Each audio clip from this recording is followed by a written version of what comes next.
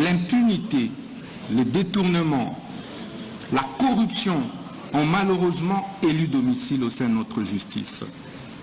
Et il sera ainsi difficile de pouvoir impulser le développement de notre République sans toucher de fond la réforme de la justice. Donc, il nous faut du courage, il nous faut de l'audace, puisque nous n'avons que ce pays, de nous regarder en face et de nous dire les problèmes c'est à tel niveau et la thérapie est là. Et accepter que cette thérapie soit administrée de manière ferme, claire et sans faille, Excellence Monsieur le Président de la République.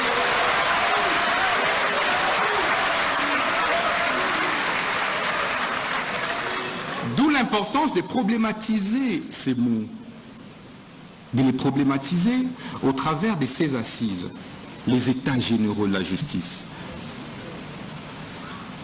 Ces états généraux qui interviennent, Excellence, 9 ans après ceux qui ont été organisés en 2015, sont une première du genre pour votre Excellence, depuis votre avènement à la tête de ce pays.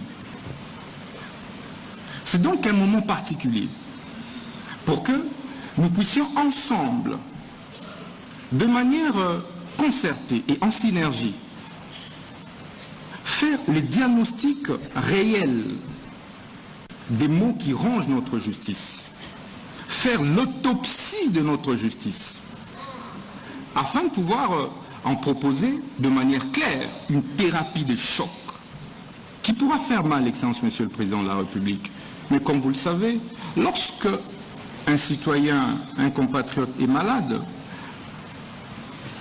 et que vous lui administrez plutôt du lait, il ne va pas en guérir. Il faut donc lui administrer la quinine. Il faut...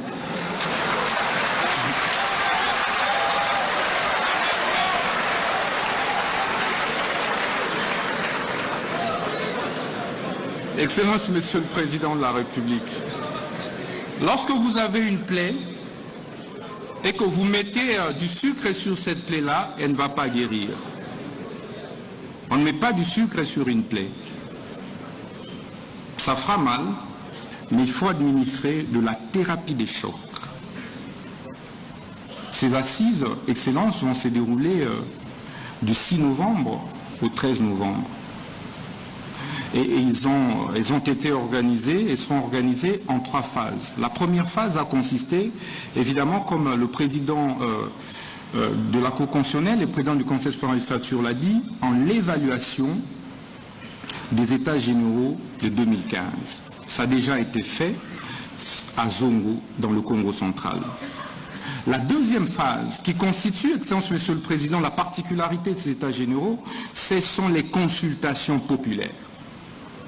Contrairement aux dévanciers, ces états généraux ont requis l'implication, la participation du citoyen lambda, de la maman maraîchère, du justiciable de la rue, de cette femme veuve, de cet enfant orphelin, mais victime d'une spoliation de sa maison parce que son père est décédé et qu'il n'a donc aucune protection, et que les oncles sont arrivés, et que certains avocats sont intervenus, et que certains juges, certains huissiers, certains greffiers sont intervenus pour pouvoir participer à l'expropriation ou spoliation de cette maison. Voilà la victime de la justice que nous avons associée à ces consultations.